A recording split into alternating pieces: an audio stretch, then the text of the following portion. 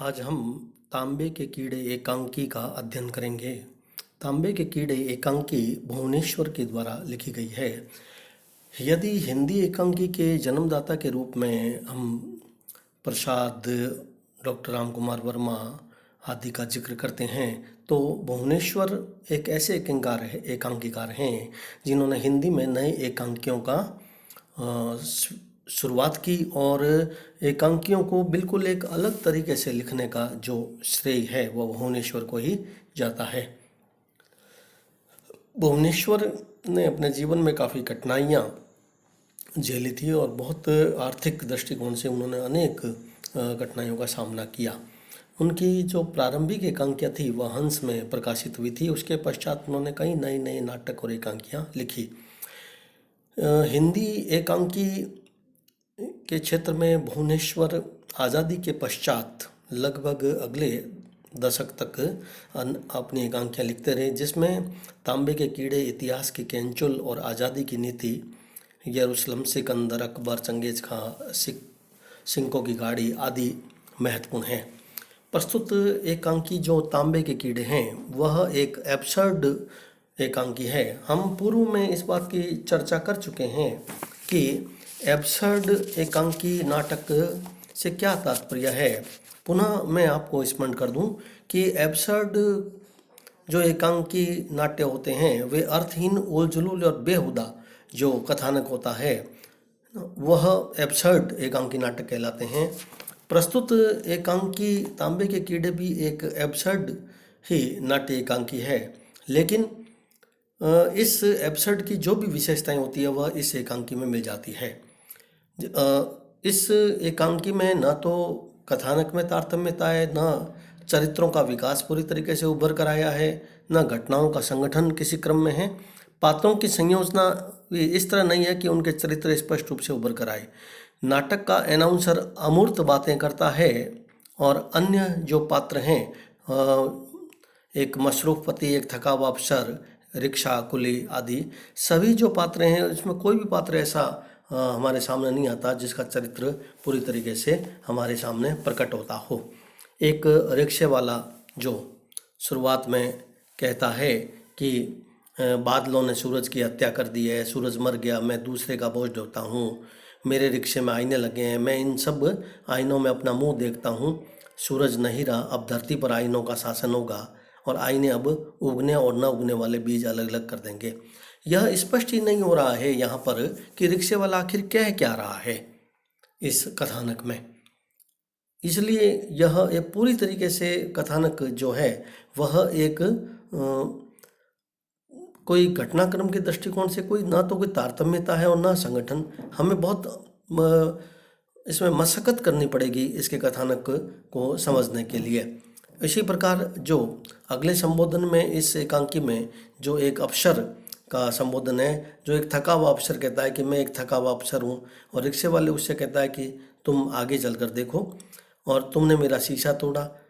परंतु सत्य तो यह है कि रिक्शे वाला ऐसा क्यों कर रहा है। अफसर और रिक्शे वाले की जो बातचीत है उसके मध्य में इस एकांकी में एक स्त्री की जो आवाज़ है वह प्रकट होती है।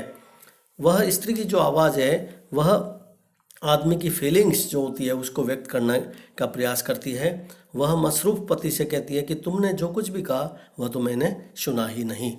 इस तरह से इस एकांकी में जो हमारे सामने तथ्य प्रकट हो रहे हैं वह पूरी तरीके से एब्सर्ड कथानक के अनुरूप ही है, जिसमें न तो कोई कथानक का हमारे सामने कोई क्रमबद्धता है, न वह कथानक कोई एकांकी को बहुत तेज गति से आगे बढ़ाता है।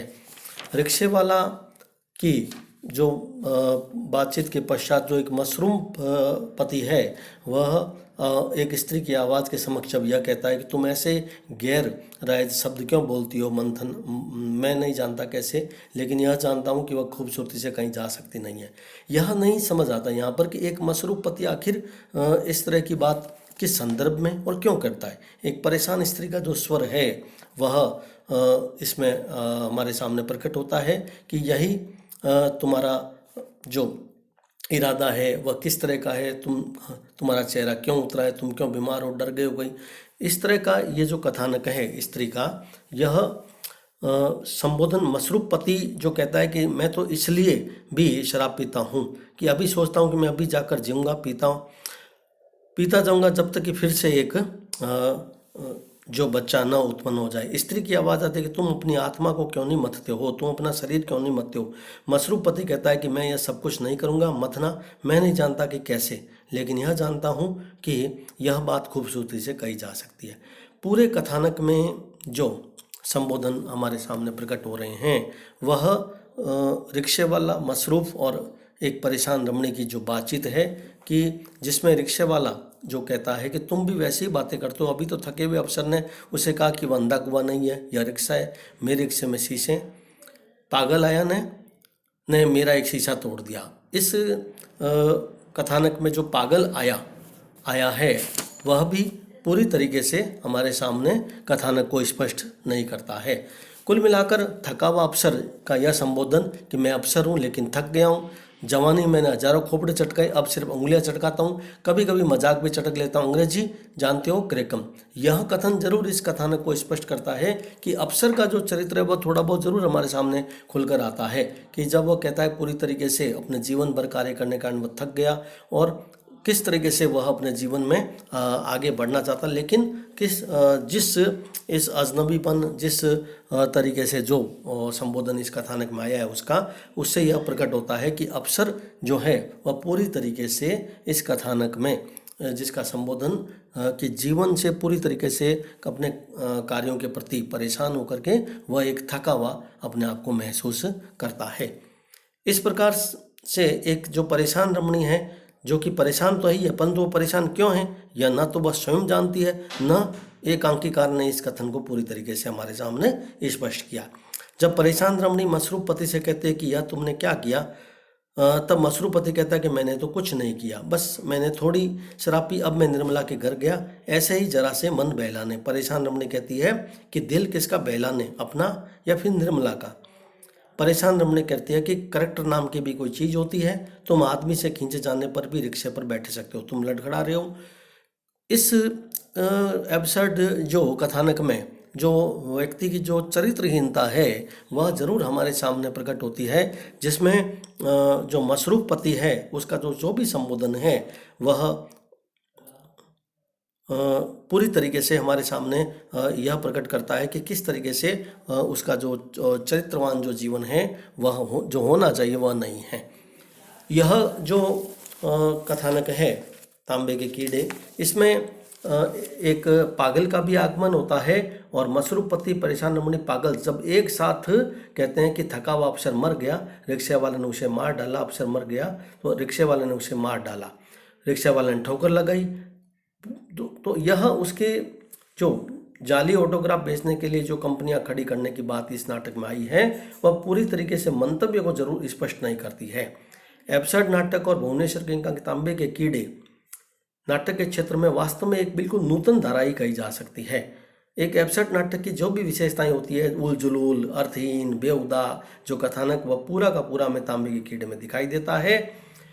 आज हम जिस सभ्य समाज में लेकिन कथानक के मूल में जो संदेश हमारे सामने प्रकट होता है वह यह कि आज हम जिस सभ्य समाज में रहने का दंभ भर रहे हैं उसी सभ्य कहने वाले समाज में हम इन्हीं परिस्थितियों से घिरे हुए हैं। ये ऐसी स्थितियां हैं जो अर्थहीन हैं और जिनका कोई न औचित्य हमारे जीवन में, और हमारे जो आजकल के संबंध हैं, सामाजिक जो ताना बाना वह इतना निर्जीव हो चुका है, इतना टूट चुका है ना। व्यक्ति के बीच में संवेदना नाम की कोई चीज़ नहीं रही है, आत्मीयता अपनी सांसें तोड़ रही है, पारस्परिक जो संबंध हैं वह बिल्कुल अर्थहीन हो गए हैं, उनमें एक औपचारिकता मात्र रह गई है और यही औपचारिकता बताना, यही सभ्य समाज की इस विसंगति को बताना इस एकांकी की मूल उद्देश्य माना जा सकता है। एकांकी का जो कथानक है वह इसी तथ्य को हमारे सामने स्पष्ट करता है कि वर्तमान समय में संपूर्ण जिंदगी है वह एक चक्रव्यूह में फंस गई है और उस चक्रव्यूह से बाहर निकलना व्यक्ति के वश में नहीं रहा है। हम दूसरों के साथ ऐसे व्यवहार करने के लिए ऐसे प्रकार से विवश हो गए हैं जैसे कि हम स्वयं बेहुदा हैं, सामने वाले को बेहुदा समझते हैं, उल जुलूल समझते हैं। हमारा मतलब संपूर्ण बातचीत, सारी स्थितियाँ जो इंसान के मध्य समझ और सहृदयता का एक वातावरण होना चाहिए, वह दिखाई नहीं देता सभ्य समाज में। और इसी सहृदयता का सेतु नहीं बन पाने के कारण इस एकांकी में एक ढोंग और एक आडंबरपूर्ण जो समाज है उसको व्यक्त किया गया है। दूसरों के साथ जो हमारी बातचीत किस तरह से हो, किससे संबंध स्थापित करने की बात किस तरह से हो, हम हमेशा स्वार्थ और लालच के दृष्टिकोण से अपनी बातचीत करते हैं अपने समाज में, अपने परिवार में, और इस तरीके से हम अपने मूल्यों को स्वयं बदल रहे हैं। हम अपने आप में सीमित रहकर अपने स्व के कोटर में किस तरीके से बंद हो गए हैं, यह इस एकांकी के पृष्ठ संख्या 118 और 119 जो पेज हैं उसमें पूरी तरीके से हमारे सामने प्रकट होते हैं। जिसमें थका हुआ अफसर कहता है, मुझसे इससे कोई मतलब नहीं, लेकिन यहाँ पे रिक्शा लिया, इस जाड़े आले पोले में इसे दौड़ाया, फिर धीरे लापरवाही चलने से अपनी ऊंची उड़ी से आपने इसे ठोकर मारी, इस शायद इसका एक पैर बेकार हो गया। यह कथन। दूसरा कि मसरूफ पति का यह कथन कि कौन, हम नहीं, तुम हमको क्या समझते हो, हम क्या पागल है, यह आदमी देखता नहीं था, ठोकर लग गई, मैं नाश करता हूँ। सभ्य समाज में जो एक संवेदना होनी चाहिए वह हमें बिल्कुल भी यहाँ पर दिखाई नहीं देती है। इस एकांकी में जो अफसर है पूरी तरीके से उसका चरित्र हमारे सामने जरूर प्रकट होकर आता है, किंतु अन्य जो चरित्र हैं वह हमारे सामने बिल्कुल भी इस तरह से प्रकट नहीं होते हैं कि हम इस एकांकी के किसी कथानक को पूरी तरीके से प्रकट कर सकें। इस एकांकी में जो यह कथन है कि तुम जानती हो भय छोड़ देने से क्या होगा, यह एक महत्वपूर्ण अंश है इस एकांकी का, जिसमें फ्राइड का मनोविज्ञान जीवन में व्याप्त आपाधापी उतार चढ़ाव को पूरी तरीके से हमारे सामने व्यक्त करता है। पृष्ठ संख्या 117 पर यह कथन जो है मसरूफ पति का, यह विशेष रूप से आप इसको नोट करें और इसको ध्यान में रखें, जिसमें नाटक के तांबे के कीड़े, इस एकांकी नाटक के कथानक में थोड़ा बहुत हमारे सामने स्पष्ट करने की बात आ जाती है। प्रस्तुत एकांकी तांबे के कीड़े में वैसे कोई घटनाक्रम, पात्र, चरित्रोद्घाटन आदि बिल्कुल भी हमें दिखाई नहीं देते हैं।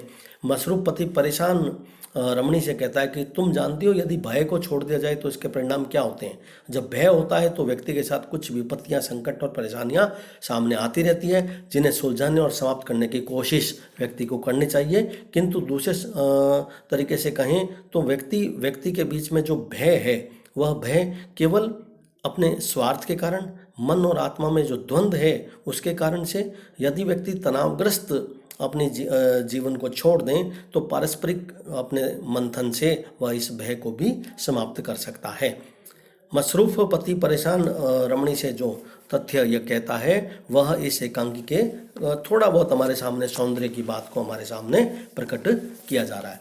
तो कुल मिलाकर इस एकांकी के अंतर्गत जो संबोधन भुवनेश्वर के द्वारा दिया गया है कि तांबे के कीड़े में, वह पूरी तरीके से हमारे सामने इस तथ्य को प्रकट करता है कि तांबे के कीड़े नाटक का जो मूल उद्देश्य है वह यही कि व्यक्ति के बीच में जो परस्पर संवेदना होनी चाहिए वह दिखाई नहीं देती सभ्य समाज में, और उसको किस तरीके से स्थापित करें उसका एक अप्रत्यक्ष रूप से वर्णन हमारे सामने किया गया है।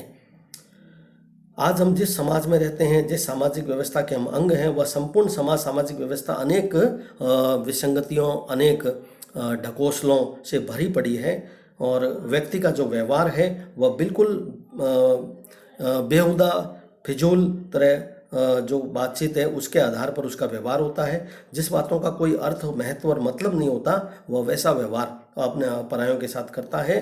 केवल एक औपचारिकता भर व्यवहार रह गया मनुष्य का, और इसी तथ्य को प्रकट करना एकांकीकार का महत्वपूर्ण उद्देश्य रहा है। इस एकांकी में जो संपूर्ण बातचीत है, संपूर्ण संबंध, जो हमारे कार्य व्यापार, जो हमारे कार्य हैं, वह सब आज के संदर्भ में अर्थहीन और बेमानी हो जाते हैं यदि हम व्यक्ति के मध्य संवेदना, सहृदय, प्रेम, दया, करुणा की भावना को यदि हम न पन पाएँ।